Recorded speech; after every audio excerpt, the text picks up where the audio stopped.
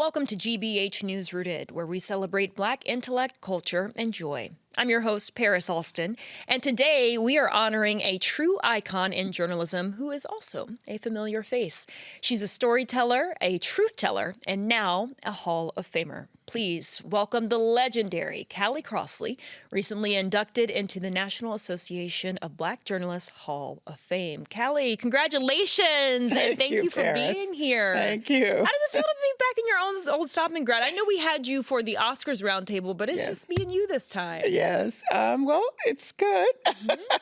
I'm still getting over the Hall of Fame piece of that introduction. So yes, thank you for big that. congrats. Yes. Yeah, tell me a little bit about what this honor means to you. Well, it signifies the journey that I've been on in my career. I was able to, in my remarks, really give some credit to people who helped me along the way or inspired me along the way. As I said to the audience at the time of the ceremony, I'm from the one and only Black reporter era where there was just one and only in most of the newsrooms I was in. Sadly, that's probably true still in some places, but it's true in yeah.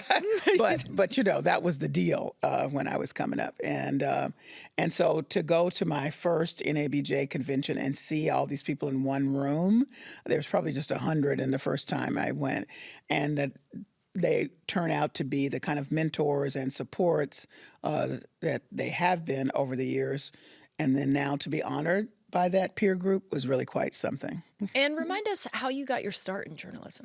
I talked my way into my first job in Memphis, Tennessee. Literally, I'm not going to give you the long version, but the short version is my father said you need to have a job. When I got out of college, I did not have one. And if you didn't have one in 3 months, he said, then I would have to have a paper route. Nobody knows what that is. That means throwing papers on people's front porches. And he says, if you'd like to be a Wellesley grad with a paper route, that's on you. I didn't want to do that. So 2.5 months in, because I messed around.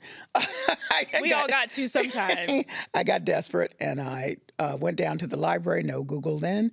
I researched everything and came up with my argument for why I should have the job. The news director had been ignoring me, and why wouldn't he? I didn't have any experience. So I went for the top guy in the station, his boss, the general manager. Got my way into the station on a Friday right before the news show, so the news director would be occupied, and before the secretary for the general manager went home. Asked if I could see him. She said, no, you don't have an appointment. Because it was then and not now, they would have just thrown me out now. I sat there and tried to ponder what's my next move, and he came out of his office. Since I'd done my research and knew what he looked like, I talked to him. I said, I'd like to talk to you. He said, okay. Maybe he was bored. But anyway, I got in his office, did a whole spiel, and the only thing I remember about it is he held his hand up and he said, slow down, you're inside now. And then from there, he called the news director over, got me into an audition for a part-time job. Then I was part-time for 3 months, and then I was full-time, and then I was off. Wow. And when did you know, at what point did you know you were answering your calling? Well, in high school, I wrote a column for the newspaper, the first Black person to have a column in the newspaper at my school. So that started just getting those journalism juices flowing. Did some of that work in college, but not much. And then just was really more and more interested. Didn't do an internship, which I think is vital now for anybody, and I wish I'd had that opportunity. And just stuck to it and was fortunate to use all those skills that I have of strategy to get myself in the door. And then learned on the people of Memphis. Thank you, people of Memphis, because I am sure those early stories were a little, Many of us can relate. Yeah. Yeah. Yeah. Well, I'm sure they're all very proud of you and proud of this honor as well. So many folks may know, Callie, you've had a really prolific career here at GBH and beyond, but you're the host of Under the Radar with Callie Crossley. Obviously, you formerly hosted Basic Black before we reimagined it into GBH News Rooted. And what have been some of your most memorable moments over the course of your career at GBH? Moments. Well, so many. I've enjoyed interacting with all the people that have had an opportunity to interview. I know you know that experience. You learn so much, even from people who are not names. Those have been some of the best. But I would say in terms of stories, I just did a story last year, an hour on Kind of Blue, which is Miles Davis's iconic album, still is one that inspires people today, which is the reason we did the story. And actually, that won an NABJ award. Love that story. Right after George Floyd's death, did a very powerful half hour here on what was then Basic Black, talking about just that moment in time and what it meant.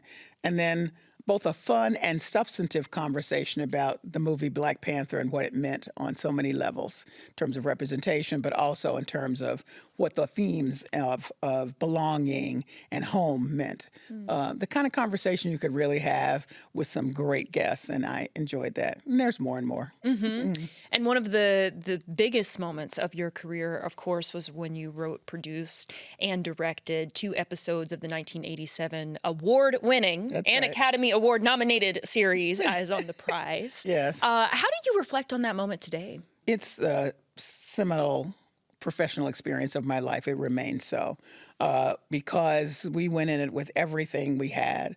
We were determined to tell a seminal story, really, for the country about the civil rights movement in the way that had not been addressed, with the voices of the people. There were no on-air historians, just those voices and the documented experiences. And it was powerful filmmaking. It was powerful in the final result of it. And just to have captured the history from people who are long gone now, even though that movement was not that long ago, is really something. And I have often felt that I am in these spaces and you are in these spaces because of the sacrifice of those people.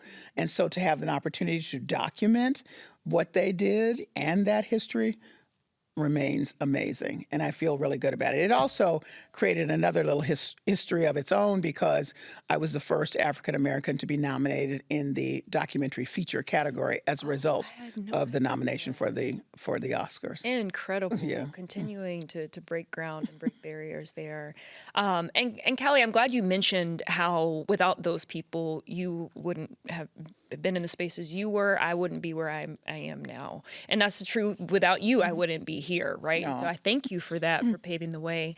And at the same time, we're existing in this moment, right, where the very content of Eyes on the Prize is being attacked, erased, dismantled. How are you thinking about that and the importance of the work that you've done, even in the face of those threats? I am feeling saddened and angered. Well, with regard to Eyes on the Prize itself, one of the things that's incredible about it, it's all over the world now. It's in libraries all over the world. It's quoted by all historians everywhere, so it's going to be hard to pull all of it out. So that's good. But the fundamental storytelling of that and the way that we told it could be a time when there's just not the kind of general access that you want. And that's I mean, it's so shocking to know that the real history of this country would be covered up or erased.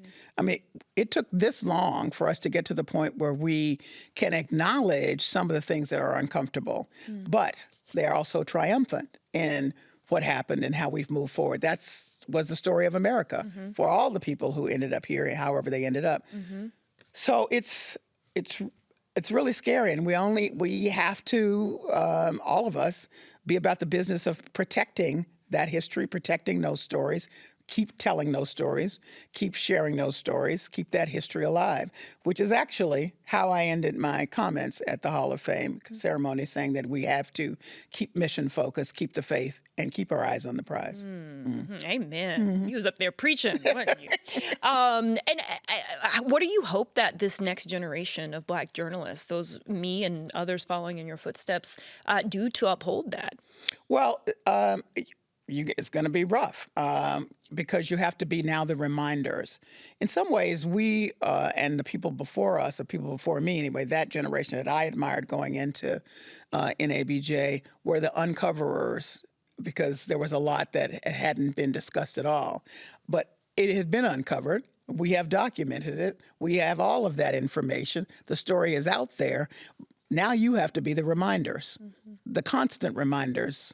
And the way to do that, of course, is to put all of what's happening today in the context of those events, because we can look clearly and see there is a larger context for it, and you're living it now. So you get to be the reminders and the torchbearers, to continue to pass this on. Yeah, I know it's a big responsibility, one that I don't take lightly, right? But it's necessary. Absolutely. And ain't nothing to remind somebody. Exactly. Yeah. Yes, absolutely. I think I can take that on. Callie, we'll be looking forward to celebrating you time and time again. Thank you so much for your words, your wisdom, and continuing to pave the way. Thank you, Paris. Thank you.